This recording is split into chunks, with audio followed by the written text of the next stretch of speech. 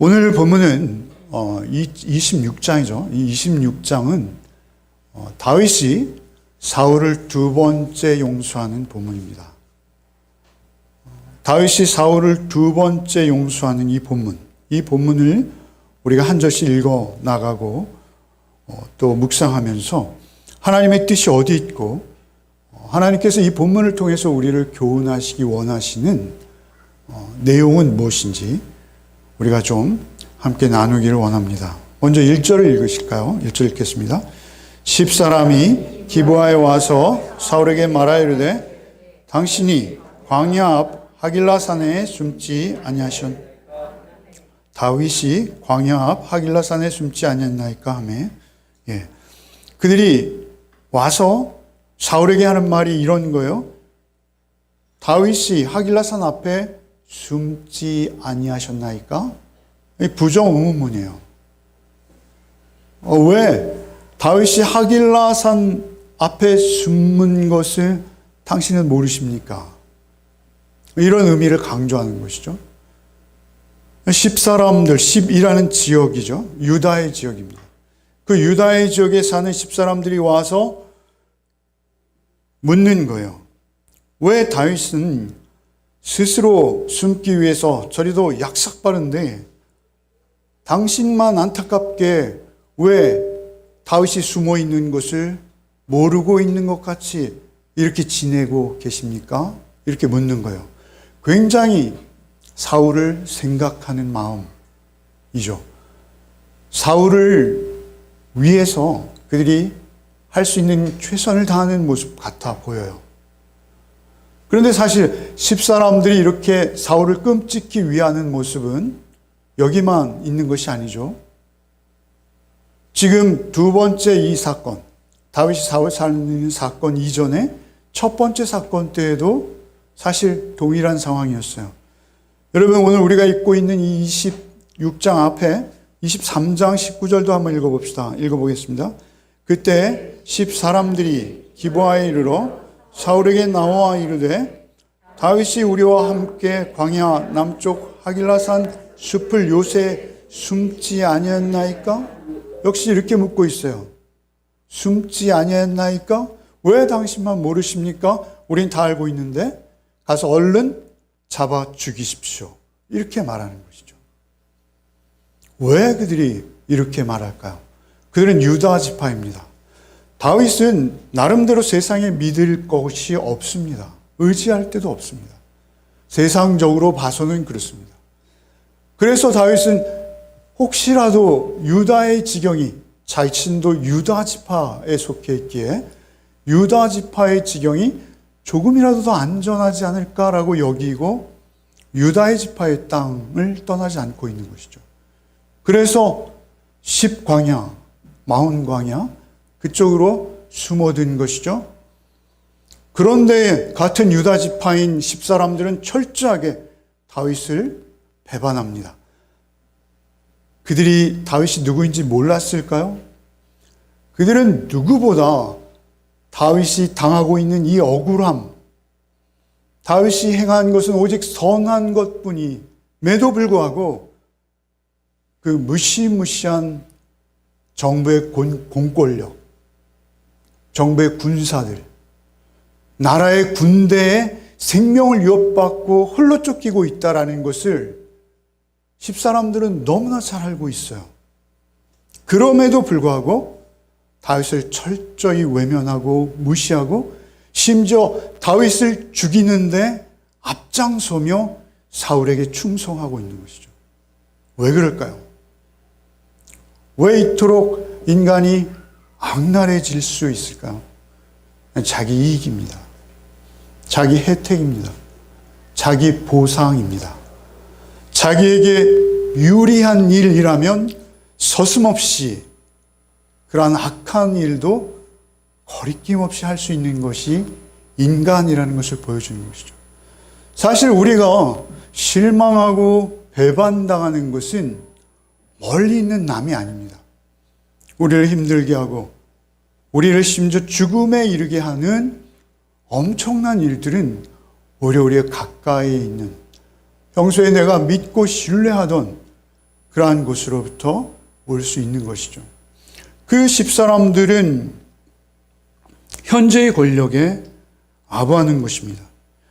다윗의 편에 서지 않겠다는 것입니다. 자신들에게 주어질 조그만 보상과 혜택에 눈이 먼 것이죠. 마치 에돔 사람 도액이 제사장 85명을 살해하고 그것도 모자라서 노베 어린 부녀자들까지 심지어 짐승들까지 진멸시켰던, 해렘했다고 그랬죠. 진멸시켰던 그 도액의 철면피함이 10사람들에게도 있는 거예요. 유다 지파, 이스라엘 유다 지파인 10사람들에게 그러한 악함이 있다는 것이죠. 그 밀고를 받은 즉시 사울은 너무나 당연하다는 듯이 다윗을 추적하기 위한 추적대를 모으죠. 2절을 읽어보겠습니다. 사울이 일어나 십광야에서 다윗을 찾으려고 이스라엘에서 택한 사람 3,000명과 함께 십광야로 내려가서 사울은 엔게디 동굴에서 다윗의 은혜로 살아났어요. 옷자락만을 베고 그리고 사울을 살려낸 다윗. 내 아들아, 참으로 네가 옳다라고 다윗을 인정하며 그 앞에 펑펑 울었습니다. 그런데 그 일이 있고 얼마 되지도 않았는데 말이죠. 언제 그런 일이 있었냐는 듯이 아주 기억조차 못하는 사람처럼 3,000명의 정예 부대를 다시 끌어모아 오직 다윗 하나를 잡아 죽이겠다라는 결심으로 그 우리나라 경상남북도에 해당하는 조그만 땅을 다시 뒤지기 시작하는 것이죠. 아니요. 10사람들의 신고를 받고 그 망원광야로 달려온 것입니다. 3절과 4절, 5절을 읽겠습니다. 사울이 광야 앞 하길라 산길가에 진을 친지라 다윗이 광야에 있었더니 사울이 자기를 따라 광야로 들어옴을 알고 이에 다윗이 정탐꾼을 보내어 사울이 과연 이른 줄 알고 다윗이 일어나 사울이 진친 곳에 이르러 사울과 넬의 아들 군사령관 아브넬이 머무는 곳을 본즉 사울이 진영 가운데 누웠고 백성은 그를 둘러 진쳤더라.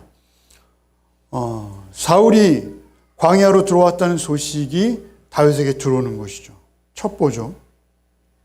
그러자 다윗이 사울이 진친 곳으로 내려옵니다. 그런데 3절에 보면 하길라 산 길가에 진을 쳤다. 이렇게 기록하고 있어요.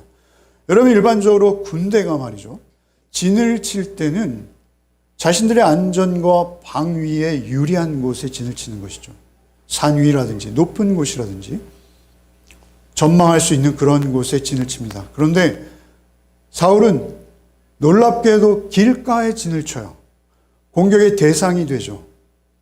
진을 치는 것만큼은 조금 은밀한 곳에 치는 것이 상식일진데 길가에 진을 쳐요. 그것은 무엇입니까? 군사력에 그만큼 자신이 있다. 다윗은 군대도 없지 않는가. 우리가 3,000이나 되는 정예를 가지고 있으니 이동이 용이하고 편리한 이 길가에 진을 치고 다윗이 어디에 있다는 첩보가 접수되는 즉시 출동해서 그를 잡아 죽일 것이다 라는 계산으로 길가에 진을 치는 것이죠. 그런데 특별히 다윗이 일어나 사울이 진친 곳에 이르러 사울과 네리의 아들 군사령관 아브넬이 머무는 곳을 본즉 사울이 진영 가운데 누웠고 백성은 그를 둘러 진쳤더라. 진친다라는 이 진이라는 말은요, 이것은 성벽으로도 해석되는 단어예요. 진영이라는 말이죠. 그래서 아마 학자들은 마차나 병거 또는 이 진쳤다는 말은 참호를 파다 이렇게도 해석되는 단어이거든요. 그러니까 이제 엔게디에서 사울이 죽음의 위기에 빠졌던 것을 교훈 삼아 이제는 다시 그런 끔찍한 상황이 오지 않도록 사울을 중심에 놓고 둥글게 마차나 또는 참호로 이 진을 친 겁니다. 진영을 구성한 것입니다. 그리고 3,000명의 군사들이 다윗을 중심으로 둥글게 배치된 거예요. 둥글게. 사울만큼은 철저히 우리가 보호하겠다. 이런 의지인 것이죠. 그래서 사울을 중심에 두고 이렇게 진을 치고 있는 것이죠. 철벽 수비를 하고 있는 것입니다. 6절을 한번 읽겠습니다. 이에 다시 햇사람 아히멜렉과 수리 아들 요압의 아우 아비새에게 물어 이르되 누가 나와 더불어 진영에 내려가서 아비새가 이르되 내가 함께 가겠나이다. 여기서 보면 햇사람 아비멜렉이라는 인물이 등장하고요. 그리고 군사령 아비새가 등장합니다. 그 아비멜렉은 햇사람이라 하죠. 우리 햇사람은 유다 민족이 아닙니다. 우리가 햇사람 하면 떠오르는 한 사람이 있죠. 누구입니까? 우리야입니다. 햇사람 우리야. 다윗의 충성스러운 밧세바의 남편이었던. 햇사람들은 용맹하고 특별히 전쟁에 능한 사람들이죠. 그래서 다윗이 늘 주변에 두고 이제 다윗이 호를 단신 사울에게 나가기 위해서 얼마나 위험합니까? 생명을 거는 자리 아니겠습니까? 그래서 다윗이 자신이 가장 신뢰하고 어떠한 목숨을 위협받는 위기 가운데서도 자기와 합을 맞추어서 용맹하게 대응하고 싸워서 적진을 뚫어낼 수 있는 사람이라고 인정할 수 있는 두 사람에게 물어보는 것이죠. 햇사람 아비멜렉 그리고 우리가 잘 아는 아비새에게 물어보는 것이죠. 누가 나와 함께 사울의 적진에 내려가 정탐하겠느냐. 햇사람 아비멜렉은 따르지 않죠. 햇사람 아비멜렉은 여기까지입니다. 이제 이후로 햇사람 아비멜렉은 등장하지 않습니다. 성경에. 아비새는 놀랍게도 내가 가겠나이다. 누가 나와 함께 가겠느냐라는 다윗의 질문에 내가 함께 가겠나이다. 이것은 생명을 걸지 않고는 보일 수 없는 반응이죠. 어쨌든 아비새는 다윗의 용감한 용사, 다윗의 용사 3인 가운데 한 명이죠. 그리고 그 중에서 가장 존경받고 끝까지 그 자리를 지켜낼 수 있었던 그 삼형제가 있죠. 아비새, 아사엘, 요압 있죠. 요압은 다윗에게 신임을 얻지 못합니다. 그리고 아사엘은 일찍 죽고요. 아비새만은 끝까지 자리를 보존하고 신뢰를 얻습니다. 가장 존귀를 받습니다. 사실 주의 일, 하나님의 일을 진지하게 하는 것은 생명을 거는 일입니다. 우리가 쉽게 하나님의 일 하지만 우리가 기복적으로 어떠한 내 인생의 목적을 이루기 위해서 하나님 저 이런 일 저런 일 했어요. 뭐 이런 식의 일이 아니라 진정 순수하게 하나님 앞에 생명을 다할 수 있는 자, 귀한 것이죠. 그러한 자로 우리가 과연 쓸 수 있는가, 그리고 반응할 수 있는가를 교훈하는 것이죠. 결국 아비새는 내가 여기 있나이다. 내가 당신과 함께 하겠습니다. 그리고 이제 7절, 8절이 이제 진행되는 것이죠. 그 생명을 아끼지 않는 충성된 아비새와 함께 다윗은 사울의 진영으로 내려갑니다. 7절, 8절 읽어보겠습니다. 다윗과 아비새가 밤에 그 백성에게 나아가 본즉 사울이 진영 가운데 누워 자고 창은 머리곁 땅에 꽂혀 있고 아브넬과 백성들은 그를 둘러 누웠는지라. 아비새가 다윗에게 이르되 하나님이 오늘 당신의 원수를 당신의 손에 넘기셨나이다. 그러므로 청하오니 내가 창으로 그를 찔러 단번에 땅에 꽂게 하소서. 내가 그를 2번 찌를 것이 없으리다 하니. 3천의 군사하면 상당한 숫자죠. 그 3천의 군사가 오직 사울 하나를 보호하고 둘러 진치고 있어요. 둥글둥글 이렇게 사울을 중앙에 두고, 그리고 밤이 깊었기에 그들이 잠자고 있는 것이죠. 그 모습을 보고 그들이 사울에게 접근했는데요. 사울의 바로 옆에까지 갔는데 아무도 모르는 거예요. 그래서 아비새가 하나님이 오늘 당신의 원수를 당신의 손에 넘기셨나이다. 이 넘기셨나이다라는 히브리어는요, 히브리어의 사전에 배달되었다. 이런 의미예요. 배달되었다. 사울이 당신에게 배달의 민족을 통해서 배달되었습니다. 이제 당신의 손아귀에 있습니다. 이렇게 말하는 거예요. 그런데 하나님께서 배달해 주셨는데 제가 저 피를 감당하겠습니다. 제가 단번에 그 창으로 사울을 죽이겠나이다 라고 다윗에게 요청하는 것이죠. 여러분, 여기 본문에 보면 사울은 이제 잠을 청하고 있어요. 그런데 어떻게 잠을 청하죠? 청하는 모습이 창을 머리맡에 꽂고 곁에 물병을 두었어요. 사막에서 물병은 생명이죠. 더군다나 창은 어떤 창입니까? 사울에게 있어서 창은 대단한 존재이죠. 사울이 창을 2번씩이나 던져서 다윗을 죽이려 했습니다. 다윗이 사울이 악한 영의 괴롭힘을 받을 때 그에게 평안을 주고자 수금을 연주했죠.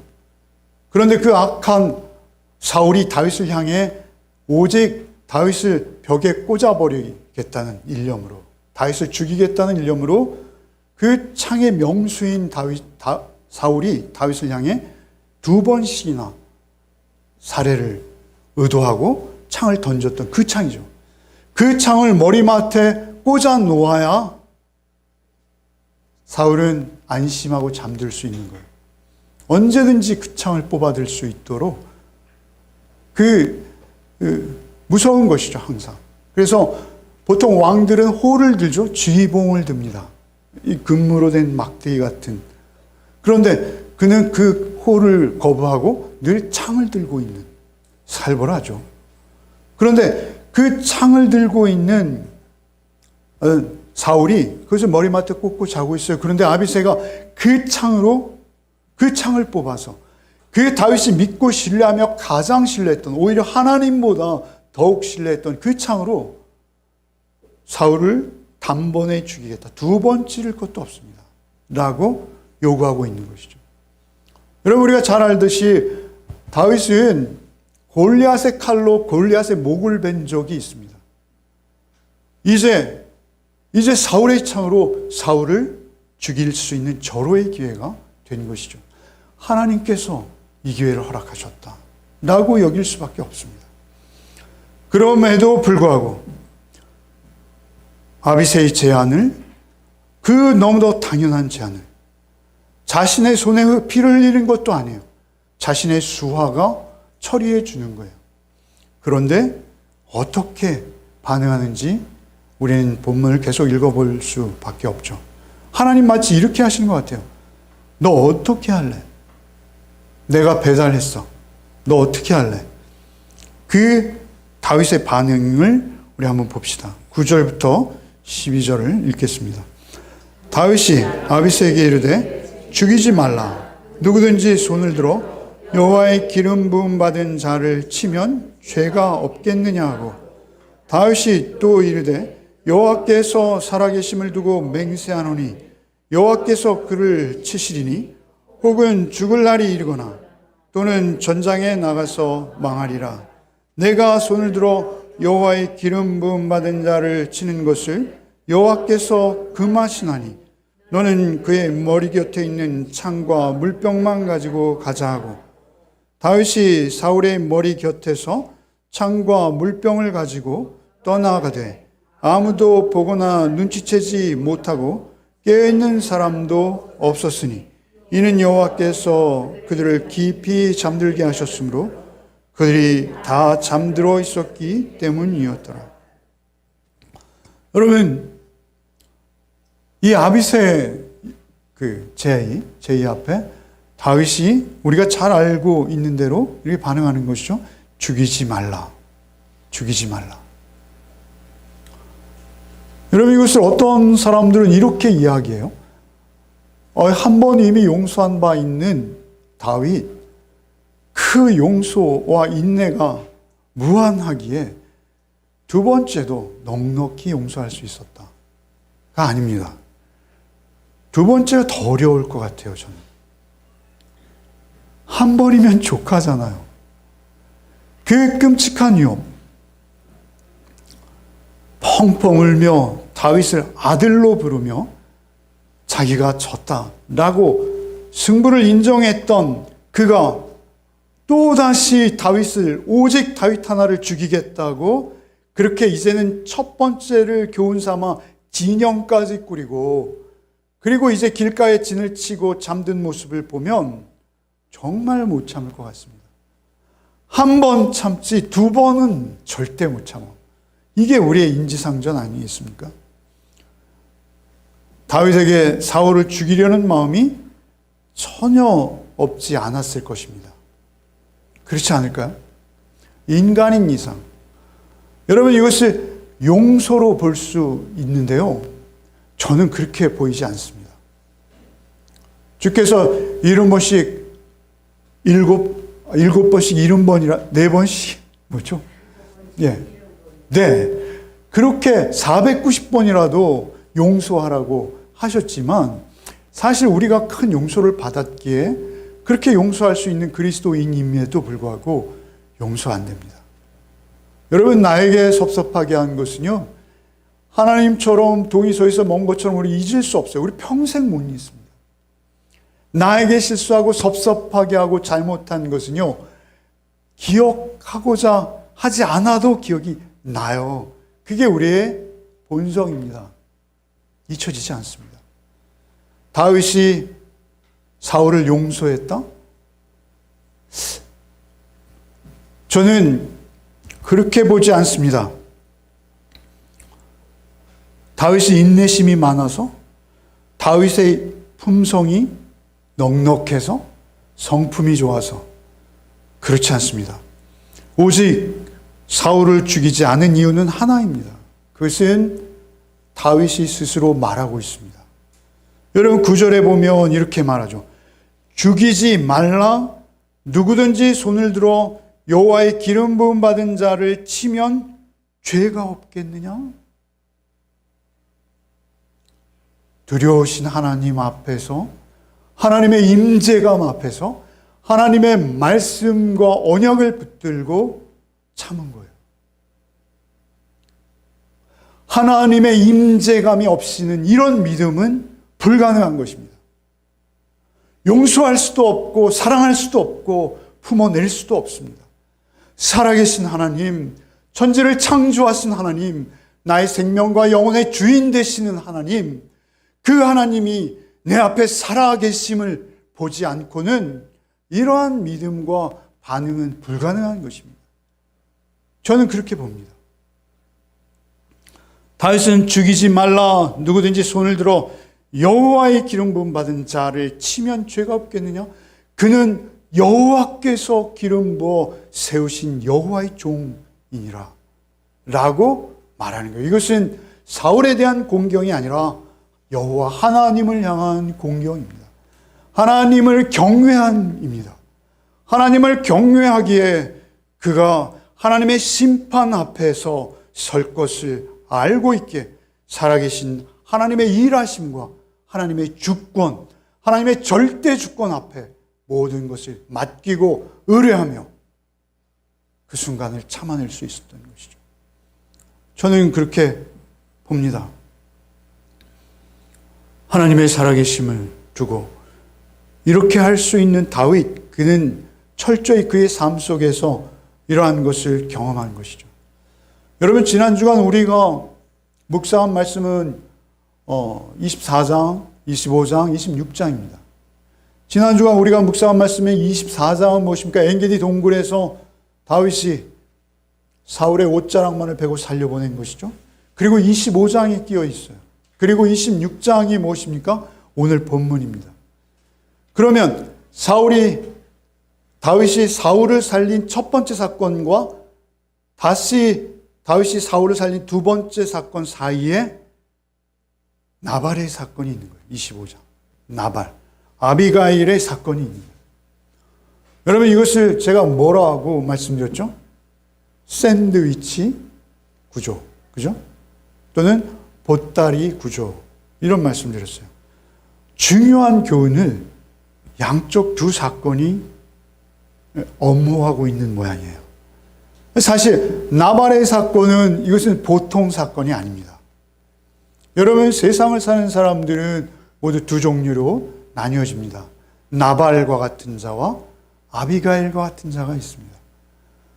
여러분, 그것이 부부일지라도 서로 속이 다를 수 있고 서로를 모를 수 있습니다. 나발과 같은 자는 누구입니까? 십사람들과 같은 자들입니다. 나발과 같은 자는 누굽니까? 다윗을 누구보다 잘 알고 있음에도 불구하고 다윗을 자기의 이익을 쫓아 철저히 외면하는 자입니다. 요즘 노비들 도망을 많이 친다 하는데 저 어느 집에서 도망친지 모르는 저 노비, 나는 그에게 내 떡과 빵을 나눌 수 없어. 자기는 왕과 같은 잔치를 배설하고 그의 종들과 잔치를 즐기며 먹고 마실지라도 나는 내 빵 한 조각이라도 저에게 줄 수는 없어. 거지에게 주지. 이것은 사울을 향한 충성입니다. 이것은 그냥 그가 자기의 것을 아끼는 것이 아니에요. 그것은 사울만 자기의 주군이라는 것입니다. 그래서 다윗과 같은 자는 철저히 외면하겠다라는 결단이요 의지인 것입니다. 그런데 놀랍게도 그의 부인은 다르죠. 아비가일은 다윗을 적극적으로 인정합니다. 인정할 뿐만 아니라 마치 하나님의 계획을 알고 미리 본 자인 것처럼 이야기합니다. 당신은 하나님의 생명사기 앞에, 생명사기 안에 당신은 들어있습니다. 당신을 대적하는 자들은 하나님께서 물맷돌과 같이 던져버리실 것입니다. 역시 아비가일은 하나님의 주권과 하나님의 공의로우심, 하나님의 사랑스러우심을 신뢰하기에 다윗을 신뢰하고 축복할 수 있는 것입니다. 전혀 다른 세계가 부부간에 펼쳐지고 있었던 것이죠. 그 아비가일의 축복, 아비가일의 축복으로 다윗은 엄청난 위로를 받게 되는 것이죠. 지금 사울 당에 속해서 철저히 사울에게 충성했던 나발, 그가 어떻게 되어지는 것은 하나님의 주권이라는 것입니다. 하나님께서 그렇게 하신다는 것입니다. 나발이 갑자기 열흘 만에 몸이 굳어져서 사망에 이르게 된 것, 그것은 하나님의 일이라는 것이죠. 하나님께서 그렇게 하셨다라고 믿는 것입니다. 그러니까 하나님께서 선한 것은 선한 대로, 악한 것은 악한 대로 심판하시는 하나님, 절대 하나님이 계신 것을 경험한 것입니다. 작은 사건을 통해서. 그리고 나도 사울과 다르지 않다라는 것을 의식했을지도 모르겠어요. 저는 이 본문을 묵상하면서 여러분, 나발이 악하긴 하지만 빵과 떡을 주지 않았다고 죽여야 합니까? 그 정도는 아니다 라고 저는 생각합니다. 어쨌든 다윗은 놀랍게도 흥분하여서 400명을 칼을 차게 하고 나발 하나를 잡아 죽이겠다고 그 집의 남자들, 다른 종들까지, 그 종들 가운데 신실한 자들도 있지 않겠습니까? 그들을 다 몰살시키겠다고 말을 달리는 다윗의 정상이 아닙니다. 그러나 하나님께서 그를 말리신 것이죠. 아비가일이라는 하나님의 종이죠. 그를 통해서 하나님께서는 그를 말리시는 것입니다. 10절에 다윗이 또 이르되 여호와께 살아계심을 두고 맹세하노니 여호와께서 그를 치시니 혹은 죽는 날이 이르거나 또는 전장에 나가서 망하리라. 내가 또는 네가 그를 죽이지 않아도 돼. 하나님께서 하나님의 때 하나님 기름 부어 세운 하나님의 종, 하나님이 직접 심판하실 거야. 그가 그냥 운명이 다해 죽든지 아니면 전장에 나가서 죽을 거야 라고 다윗이 말하고 있어요. 놀랍지 않습니까? 그가 이제 길보아 전투에서 곧 죽을 것을 다윗이 알고 있는 것 같지 않으세요? 그래서 성경은 예언의 책입니다. 하나님의 뜻 안에 있을 때, 하나님의 뜻 안에 있을 때 우리는 되어질 일들을 미리 볼 수 있습니다. 알 수 있습니다. 하나님의 말씀 안에 있을 때 우리는 나의 운명도, 내가 누구인지도, 세상이 어떻게 돌아가는지도, 그리고 사람이 누구인지도 그리고 이 결말들이 어디에 이르는지도 성경에는 모두 예언되어 있는 것이죠. 그래서 다윗은 용서할 수 있었던 것이죠. 다윗의 믿음으로 창과 물병만을 가지고 나오는 것이죠. 12절에 다윗이 사울의 머리 곁에 창과 물병을 가지고 떠나되 아무도 보거나 눈치채지 못하고 깨어있는 사람도 없으니 이는 여호와께서 그들을 깊이 잠들게 하셨으므로 그들이 다 잠들어 있기 때문이었더라. 아비새가 막 수군거리고 이야기하는데 아무도 몰라요. 여러분, 그것은 여호와께서 그들을 깊이 잠들게 하셨기 때문이라. 여기서 깊이 잠들게 하다라는 이 히브리어는 우리가 잘 아는 아담에게 하와를 만들어 주실 때 아담을 깊이 잠들게 하신 바로 그 단어와 동일한 단어입니다. 여러분, 아브라함에게 믿음의 이상을 보여주실 때 창세기 15장에서도 역시 아브라함을 깊이 잠들게 하시죠. 저는 며칠 전에 깊이 잠든 바가 있습니다. 내시경 검사를 할 때 깊이 잠들었어요. 죄송합니다. 이런 썰렁한 얘기를 해서. 그를 재우신 분은 하나님이시라는 거예요. 하나님의 절대 주권이 계속 일하고 계시는 거예요. 작은 일, 그들이 깨어나지 못하고 잠든 일도 절대 하나님께서 하신 것이지 우연이 아니라는 것이죠. 그것을 성경은 명료하게 우리에게 일러주고 있는 것이죠. 그 24장과 25장 사이에 있었던 그 나발의 사건이 그곳에서도 진행되고 있는 거예요. 자기가 원하는 형태가 아닐 뿐이죠. 원하는 결과가 금방 그렇게 나오는 것은 아니나 살아계신 하나님의 일하심이 그곳에서도 있었다라는 것입니다. 여러분, 13절부터 16절까지를 여러분이 읽겠습니다. 시작.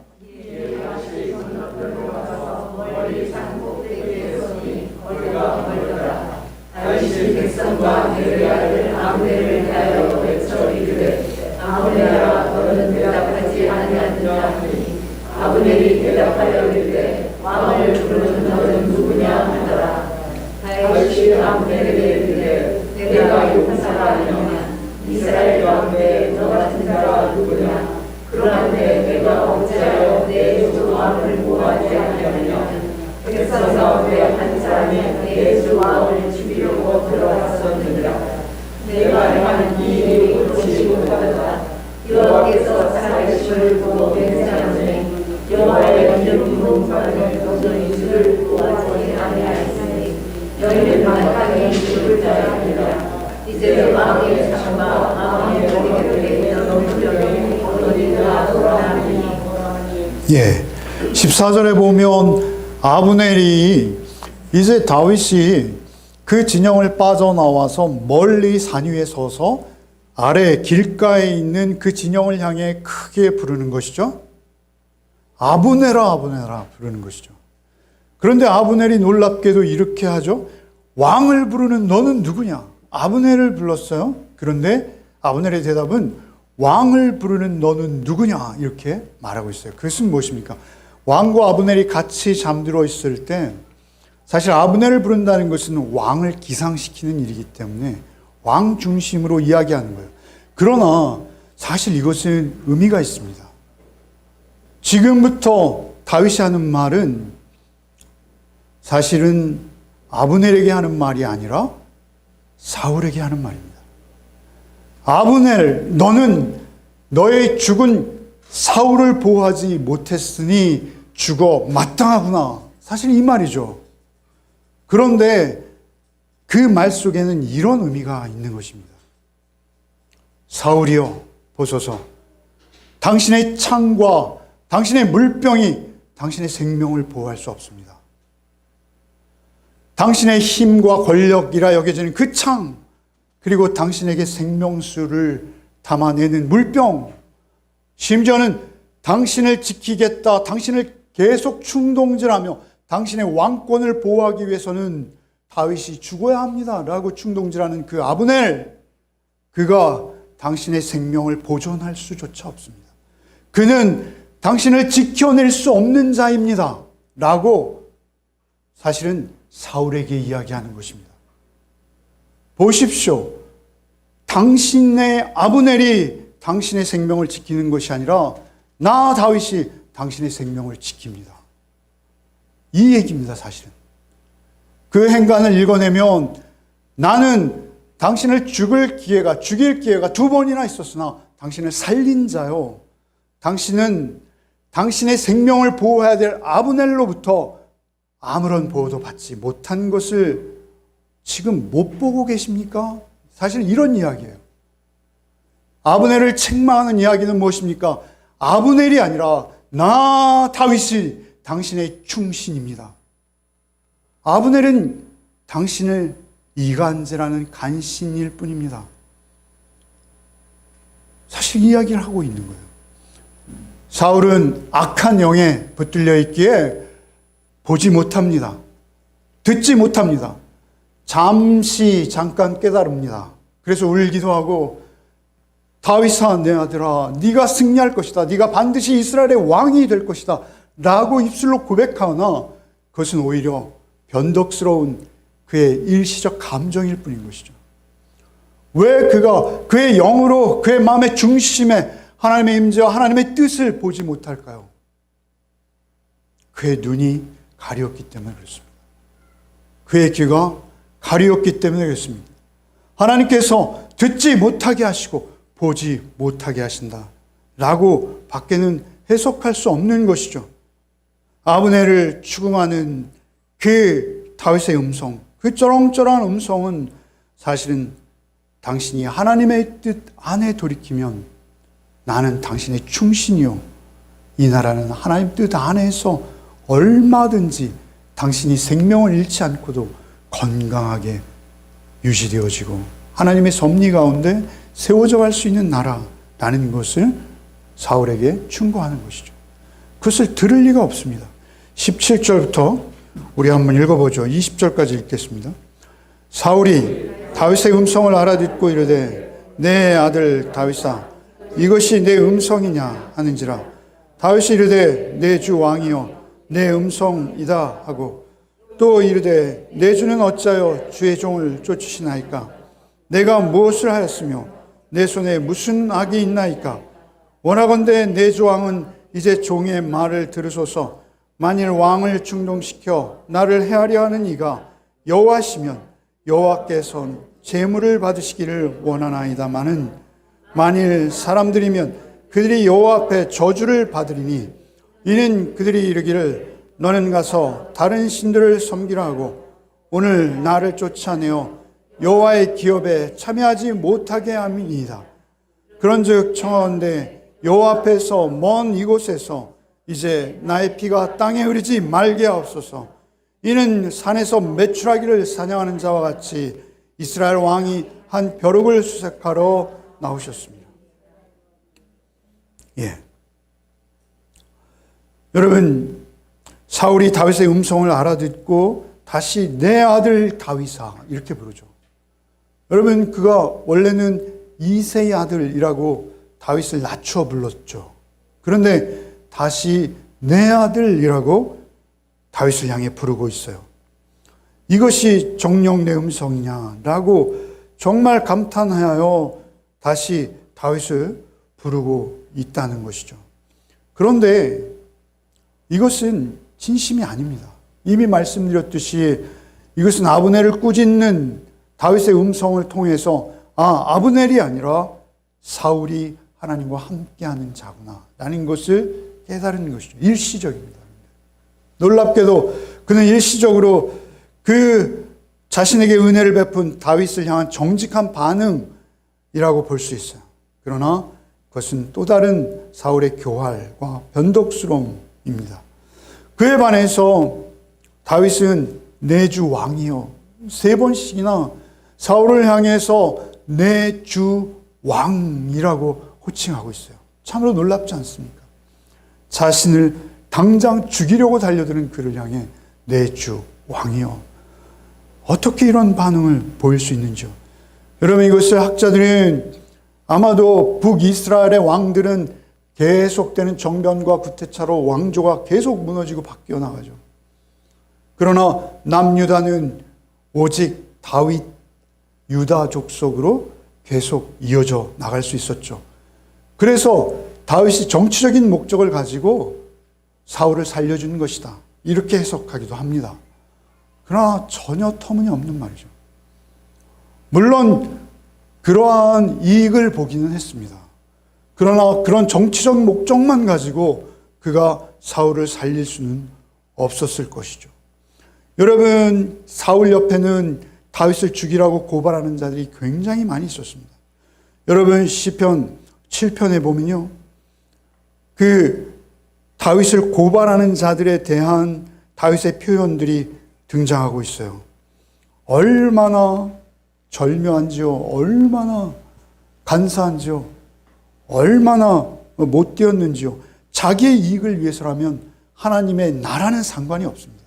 하나님의 나라는 적국에 빠지든 분열이 일어나서 주저앉든 상관이 없는 자들이에요. 오직 자기의 탐욕만이 가득한 자들. 그래서 그 탐욕에 끌려가는 자들, 구시 같은 사람들은 이름이 등장하죠.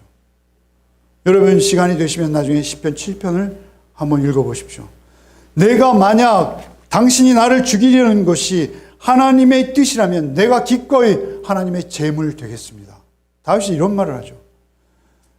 하나님의 제물 되겠습니다라는 말은 말이죠, 내가 하나님에게 흠양되겠습니다, 이런 말이에요. 자기가 태워져서 번제로 하나님의 앞에 연기로 사라져도 자기는 아무 미련이 없다는 거예요. 오히려 하나님 앞에 제물 되어진다면 기쁘겠다는 거예요. 그러나 저 악한 자들로 인해서 내가 이스라엘 안에 버티지 못하고 해외로 망명을 해버린다면, 그러면 나는 하나님을 떠난 것이 되고 그 타국의 신을 섬기는 결과가 되어서 이제 나는 저주받은 인생이 될 것이니 제발 그렇게 하지 말아달라는 것이죠. 그러나 결국 다윗의 마지막 도피처는 블레셋입니다. 블레셋의 가드 왕 아기스에게 다시 가죠. 그래서 시글락이라는 조그만 성을 할당받아서 거기서 머무르게 되는 것이죠. 결국 그가 하나님의 종이요, 입만 열면 하나님 이야기를 하고 있는 사울 왕국의 충신들이었지만 그는 하나님 나라에는 간신들인 거예요.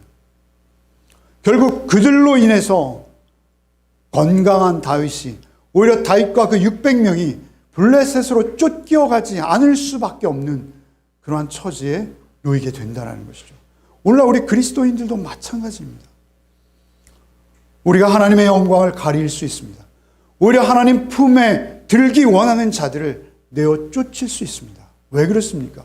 우리 안에 하나님 계시지 않다면, 우리 안에 하나님 말씀이 우리를 주관하지 못한다면, 하나님의 말씀에 우리가 온전히 순종하지 못한다면 우리가 오히려 하나님 옆으로 나오기 원하는 저들을 하나님으로서 멀리 떨어뜨리는 자들로 살아갈 수도 있는 자들이라는 것이죠.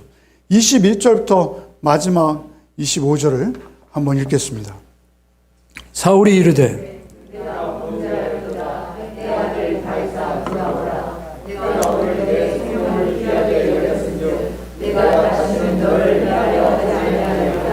내가 어리석은 일을 하였으니 대단히 잘못되었도다 하는지라. 다윗이 대답하여 이르되 마음은 창을 보고서 한 사람을 보내어 거듭하게 하소서. 여호와께서 사람에게 그의 공의와 진실을 따라 갚으시니 이는 여호와께서 오늘 왕을 내 손에 넘기셨으되 나는 손을 들어 여호와의 기름 부음을 받은 자 치기를 원하지 아니했음이니이다. 오늘 왕의 생명을 내가 중히 여긴 것 같이 내 생명을 여호와께서 중히 여기셔서 모든 환난에서 나를 구하여 내시기를 바라나이다 하니라. 사울이 다윗에게 이르되 내 아들 다윗아 내게 복이 있을지로다. 내가 큰 일을 행하겠고 반드시 승리를 얻으리라 하니라. 다윗은 자기 길로 가고 사울은 자기 곳으로 돌아가니라. 얼마나 사울의 고백이 멋집니까? 내 아들 다윗아, 돌아오라. 네가 정령 반드시 승리를 얻으리라. 참으로 놀라운 축복의 말씀이죠. 사울의 이중성입니다. 그가 악한 영에 붙들려 있을지라도 때때로 그가 정신이 돌아오는 거예요. 그래서 이러한 맞는 말들도 하게 되더라라는 것이죠. 여러분, 오늘 본문을 묵상하면서 이제 결론을 맺어야 할 터인데요. 여러분, 놀랍게도 우리 안에는 사울의 마음과 다윗의 마음이 공존합니다. 여러분 스스로 다윗이라고 여기십니까? 여러분 스스로 사울이라고 생각하십니까?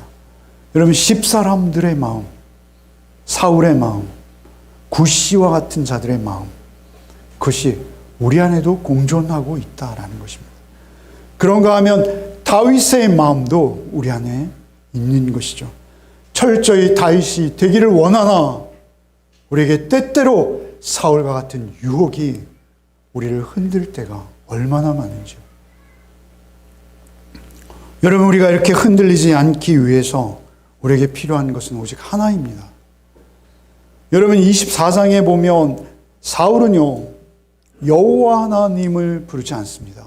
그런데 24장과 26장 샌드위치 구조라 그랬죠? 24장에서 다윗이 사울을 살릴 때 보면 여호와 하나님이라는 말을 7번 하고 있어요. 오늘 26장도 제가 세어봤는데요. 무려 16번이나 하나님 여호와를 부르고 있어요. 다윗은 그의 삶의 모든 주권이 철저히 하나님께 모아져 있어요. 하나님 중심인 거예요. 그래서 24장에서 이렇게 말하는 것을 우리가 볼 수 있죠. 24장 15절 읽어보겠습니다. 그런즉 여호와께서 재판장이 되어 나와 왕 사이에 심판하사 나의 사정을 살펴 억울함을 풀어주시고 나를 왕의 손에서 건지시기를 원하나이다. 그러니까 24장, 오늘은 26장 지금 묵상하고 있습니다. 그런데 24장에서도 엔게디에서 사울을 살릴 수 있었던 이유는 하나입니다. 하나님을 두려워하는 거예요. 하나님을 경외하는 거예요. 하나님께서 사울과 나 사이를 심판하실 것을 내가 믿기에 사울을 살릴 수 있는 것입니다. 하나님 절대 주권을 온전히 믿고 있는 것이죠. 오늘 26장 가운데는 이러한 본문이 어디 있을까요? 10절일 것 같아요. 10절 한번 읽어봅시다. 24장 15절은 사울에게 한 말인데요. 26장 우리가 읽는 10절은 아비새에게 한 말이에요. 여러분 한번 읽어봅시다. 다윗이 또 이르되 여호와께서 살아계심을 두고 맹세하노니 여호와께서 그를 치시니 혹은 죽을 날에 이르거나 또는 전장에 나가서 망하리라. 하나님께서 하실 것이라는 것이죠. 하나님만이 하실 수 있다. 하나님은 선한 것에 선하게 응답하시고 악한 것에 대해 반드시 악하게 심판하신다. 그러나 우리가 한 가지 잊지 말 것이 있습니다. 여러분, 성경은 그런 권선징악이나 도덕과 윤리를 강조하는 책이 아닙니다. 우리에게 사울이 될 수도 있고 다윗이 될 수도 있으나 우리가 다윗이 되기 위해서는 오직 한 가지 방법밖에 없다는 것입니다. 그것은 무엇이죠? 하나님의 임재 앞에 있어야 된다는 것이죠. 하나님의 임재 앞에 있어야 된다. 우리가 하나님의 임재를 누릴 때만 우리 용서할 수 있어요. 여러분이 용서 안 됩니다. 절대 용서하지 못합니다. 여러분이 인내할 수 없습니다. 어떻게 그러면 하나님의 임재 앞에 우리가 있을까요? 그것은 오직 예수 그리스도를 통해서만입니다. 우리가 하나님의 임재 앞에 있을 수 있는 유일한 길, 우리가 하나님의 임재 앞에 생명을 누릴 수 있는 유일한 방법, 그것은 오직 예수 그리스도 한 분이십니다. 그리스도만이 우리를 하나님의 존전 앞으로 인도하실 수 있는 유일한 분이세요. 그 십자가를 통해서, 그 십자가에 흘리신 보혈의 은혜 없이는 우리가 하나님 앞에 나갈 수 없는 자라는 것을 늘 깨달아 아는 것입니다. 내 안에 사울이 있는 것을 잊지 않는 것입니다. 그리고 오직 그 모든 나의 죄됨을 하나님 앞에 고백하고 토설하고 날마다 십자가의 피를 의지해서 하나님 앞에 나갈 때만 우리는 하나님 안에 있을 수 있습니다. 우리의 생각이 건강할 수 있고 우리의 판단이 바를 수 있고 우리의 생각이 하나님 기뻐하는 생각이 되어질 수 있는 것입니다.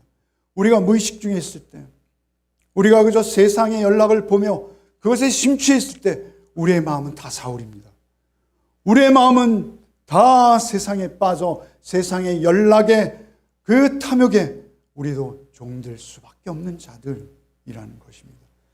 그러나 우리가 예수 그리스도 안에 있으면 예수 그리스도를 믿고 의지할 때 십자가의 주의 도우심만으로 우리는 하나님의 현존 앞에 나갈 수 있습니다. 현존 앞에 나갈 때마다 우리는 다윗처럼 용서할 수 있습니다. 우리는 다윗처럼 사랑할 수 있습니다. 우리는 다윗처럼 하나님의 나라의 용맹한 군사로서 세상의 대적 마귀를 멸하고 하나님의 복음을 우리의 삶을 통해서 사람들에게 흘려보낼 수 있는 것입니다. 여러분의 삶이 주님 안에 또 한 주 있으시기를 바랍니다. 오직 유일한 길이요 진리요 생명 되시는 주님만이 우리를 다윗 되게 하실 것이요, 우리를 용서하게 하실 것이요, 우리를 인내하게 하실 것이요, 우리를 반드시 승리하게 하실 최후의 승리의 원인이라는 것을 잊지 아니하시고 오직 주님만을 의지하고 붙들고 잠시도 놓지 않는 또 한 주간이 되시기를 소원합니다. 주님, 하나님의 절대적인 주권, 하나님께서 홀로 천지를 창조하시고 홀로 이 세상 만물을 두지 아니하시고 운행하시며 섭리하시는 하나님이심을 놓치지 않게 하여 주옵소서. 하나님만을 신뢰하며 하나님의 임재 앞으로 나아가기를 원합니다. 사울 같은 나를 다윗같이 살게 하시는 십자가의 주님만을 붙드는 한 주간의 삶이 되기를 원합니다. 오직 주께서 우리와 함께 하시고 성령께서 우리를 능하게 하사 우리의 귀를 열어주시고 우리의 눈을 보게 하셔서 한 주간도 세상의 판단을 받는 자가 아니라 세상을 분별하는 자로 서게 하여 주옵소서. 예수 그리스도의 이름 받들어 기도하옵나이다. 아멘.